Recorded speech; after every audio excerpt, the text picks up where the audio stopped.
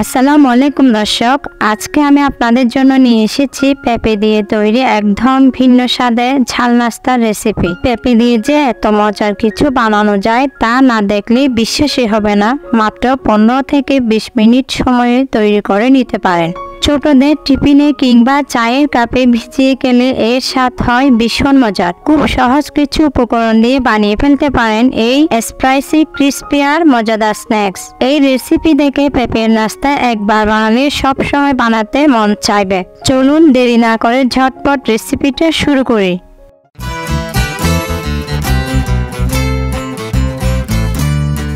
শুরুতে এখানে আমি কচি দেখে একটা কাঁচা পেঁপে নিয়েছি। এমন কচি পেঁপে ব্যবহার করলে নাস্তার স্বাদটা একেবারে অন্যরকম হয়।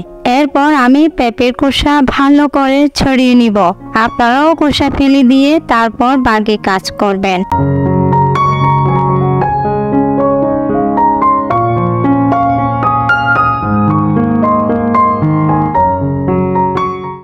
দেখুন, এবার খোসা ছাড়িয়ে নেওয়া শেষ। খোসা ছাড়ানোর পর পেঁপেটা দেখতে একদম সাদা আর মসৃণ হবে। এখন আমি পেঁপের দুই পাশের বাড়তি অংশ কেটে ফেলে দিচ্ছি।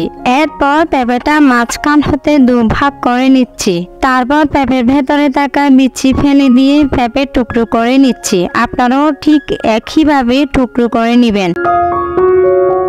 এখন পেঁপের আঁশগুলো ভালো করে ঘষে নিয়ে নিচ্ছি। সবগুলো নিয়ে নেওয়ার পর পেঁপের টুকরোগুলো এমন দেখাবে। এখন আমি পেঁপের টুকরোগুলো পরিষ্কার পানি দিয়ে ভালো করে ধুয়ে নিচ্ছি।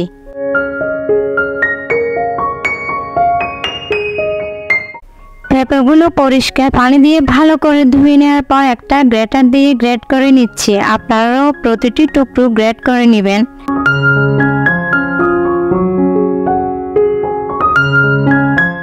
দেখুন, ঠিক এরকম হবে।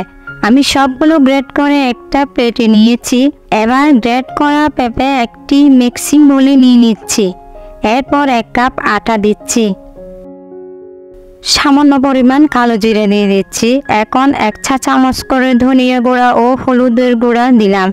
এরপর স্বাদ মতো লবণ এবং চিনি দিয়ে দিচ্ছি। এখন একটা চামচ দিয়ে সবগুলো উপকরণ মিশিয়ে নিচ্ছি। এবার ভাজা মরিচের গুঁড়া, পেঁয়াজ কুচি ও রসুনের কুচি দিয়ে দিচ্ছি। এরপর অল্প পরিমাণে পানি দিয়ে ভালো করে মিশিয়ে নিচ্ছি। সময় নিয়ে ভালো করে মিশিয়ে একটা ডোর মতো করে তৈরি করে মিশিয়ে নেওয়ার পর এরকম দেখাবে।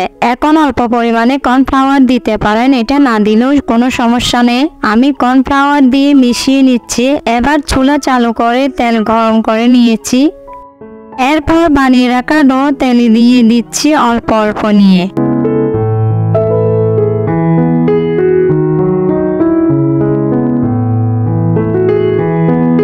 সবগুলো দিয়ে দেওয়ার পর চুলার তাপ মিডিয়াম টু হাই হিটের মাঝে 10 থেকে 15 মিনিট ভাজতে হবে। যখন দেখবেন নাস্তার কালার চেঞ্জ হতে শুরু করেছে তখন সবগুলো উল্টিয়ে পাল্টিয়ে ভেজে নিতে হবে। এরপর আরও সময় নিয়ে ভাজতে থাকুন। এক সময় কালার বাদামি হয়ে গেলে নামিয়ে নেবেন। আমি সবগুলো নামিয়ে নিয়ে পরিবেশন করছি। দেখুন, এবার পেঁপের ঝাল নাস্তা রেডি হয়ে গিয়েছে। এই নাস্তা বানালে আপনি নিশ্চয়ই অবাক হবেন। পেঁপে দিয়ে এত সুন্দর নাস্তা বানানো যায়, এটা না দেখলে আপনারা বিশ্বাস করতে পারবেন না। চায়ের আড্ডা কিংবা মেহমান বসিয়ে রেখে এই নাস্তাটি তৈরি করে নিতে পারেন। আর দর্শক, যারা এখনো পর্যন্ত আমার চ্যানেলটি সাবস্ক্রাইব করেননি তারা আমার চ্যানেলটি সাবস্ক্রাইব করে পাশে থাকার অনুরোধ রইল। এতক্ষণ সাথে থাকার জন্য ধন্যবাদ। আজকের মতন এখানে বিদায় নিচ্ছি। আল্লাহ হাফেজ।